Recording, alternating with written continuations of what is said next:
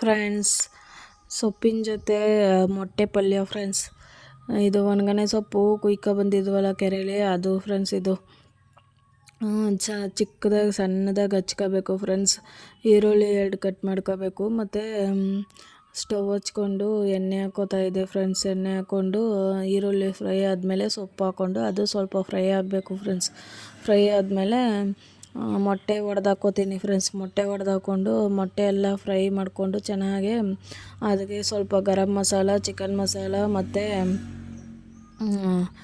Chilli powder, ಸ್ವಲ್ಪ salt ಎಲ್ಲ ಹಾಕ್ಕೊಂಡು ಫ್ರೈ ಮಾಡಿಕೊಂಡ್ರೆ ಪಲ್ಯ ರೆಡಿ ಆಗುತ್ತೆ ಫ್ರೆಂಡ್ಸ್. ಚೆನ್ನಾಗಿರುತ್ತೆ ಇದು ಸೊಪ್ಪಿನ ಜೊತೆ. ಆಮೇಲೆ ಇದು ಸೈಡ್ ಡಿಸ್ಗಾಗಿ ಇದು ಮಾಡ್ಕೋಬೋದು. ಇಲ್ಲಾಂದರೆ ದೋಸೆ, ಇಡ್ಲಿ, ದೋಸೆಗಾಗುತ್ತೆ, ಇಡ್ಲಿಗಾಗಲ್ತು. ದೋಸೆ, ಚಪಾತಿ ಈ ಥರ ಎಲ್ಲ ಮಾಡ್ಕೋಬೋದು ಫ್ರೆಂಡ್ಸ್. ಇನ್ನು ಮೊಟ್ಟೆ ನೋಡಿ 4 ಮೊಟ್ಟೆ ಹಾಕ್ಕೊಂಡೆ.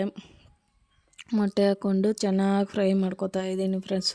ಫ್ರೈ ಮಾಡ್ಕೊಂಡು ಚೆನ್ನಾಗಿ ಉಡಿಯಾಗಿ ಆ ಥರ ನೋಡಿ ಈ ಥರ ಆಗಬೇಕು. ಆವಾಗ chilli powder, garam masala, chicken masala ಎಲ್ಲ ಸ್ವಲ್ಪ ಸ್ವಲ್ಪ ಹಾಕ್ಕೊಂಡು ಫ್ರೈ ಮಾಡ್ಕೊಳ್ಳೋದು ಫ್ರೆಂಡ್ಸ್.